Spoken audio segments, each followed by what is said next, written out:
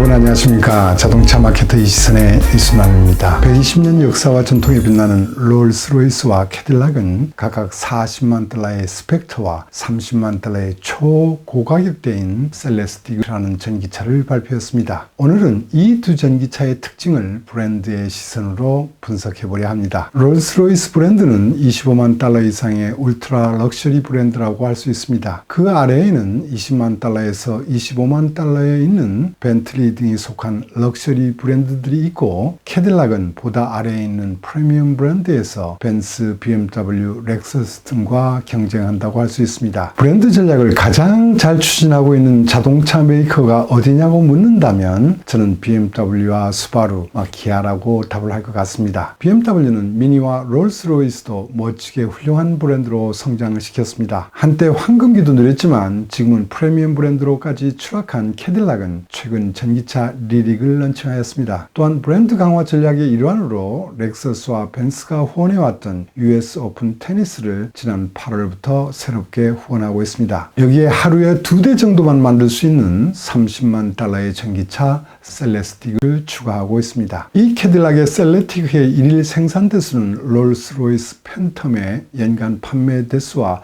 비슷한 숫자가 될 수 있습니다. 과연 캐딜락의 전략은 성공하여 롤스로이스의 그림자라도 밟을 수 있는 날이 올까요? 캐딜락은 미국을 대표하는 고급 브랜드였지만 20년 이후 BMW에게도 역전당했습니다. 캐딜락은 브랜드 재구축을 위하여 2003년부터 2006년까지 차명 체계를 변경했습니다. 또한 CTS-V 모델로 BMW M5, AMG E55로 대변되는 고급 스포츠 세단 구매층으로 타겟을 확대하면서 성과를 내는 듯 했습니다. 그러나 리먼 쇼크 후 GM이 도산하면서 잠시 국유화 기간 동안 판매는 다시 감소세로 전환되었습니다. 새로운 GM으로 변화되는 과정에서 그래도 캐딜락 브랜드는 가치가 인정되어 쉐보레 뷰익과 함께 GM을 대표하는 브랜드로 살아남았습니다. 중국 시장에서 나름 성공하면서 캐딜락 브랜드의 부활의 기미도 보였지만 미국에서는 여러 차례 브랜드의 재구축 노력에도 판매는 계속 감소해왔습니다. 신차 개발, 차명 변경, 고성능 버전 추가, 공격적인 광고를 하는데도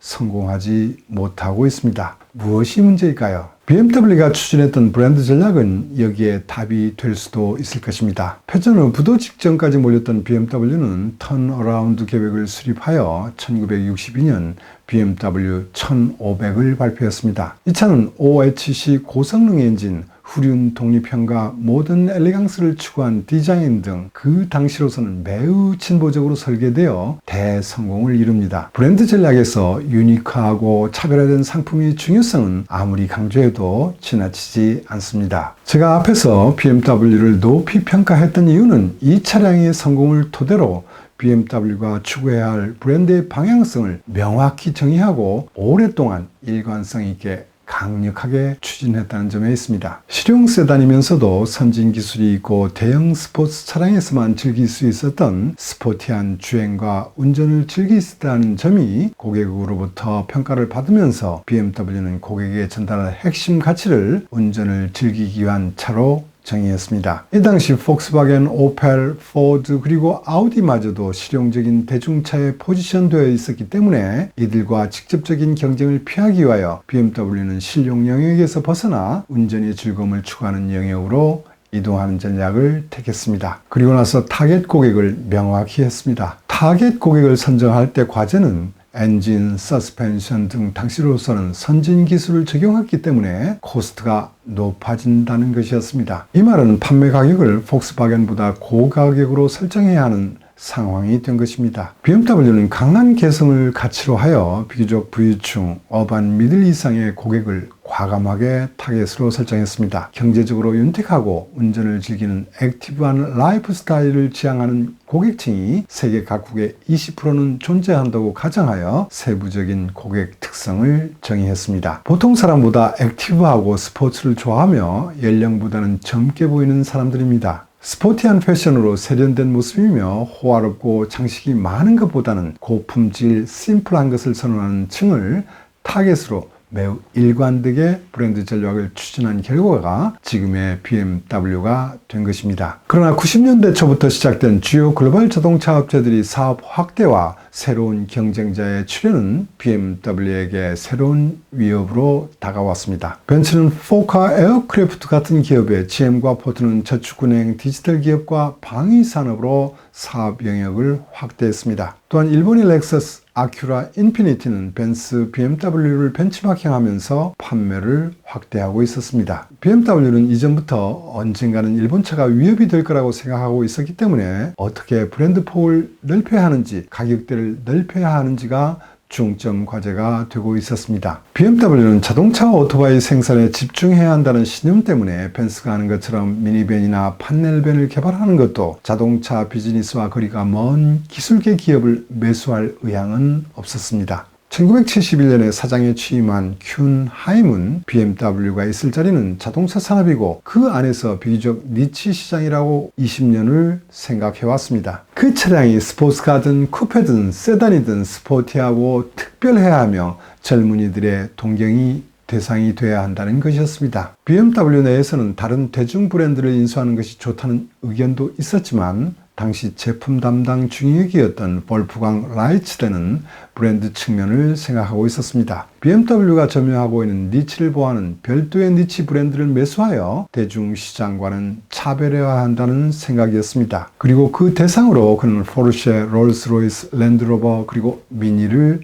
사장에게 제안했습니다. 브랜드 확대를 고려한 이 의사결정에서 랜드로버 브랜드 매수에는 실패도 했지만 오늘날 롤스로이스와 미니를 통하여 BMW 그룹의 브랜드는 확장되었습니다. 자, 그렇다면 롤스로이스와 캐딜락의 전기차를 한번 살펴볼 건데요. 저는 브랜드 담당자의 시선으로 한번 보려 합니다. 여러분도 제가 제시하는 질문지를 활용하여 한번 평가해 보시기 바랍니다.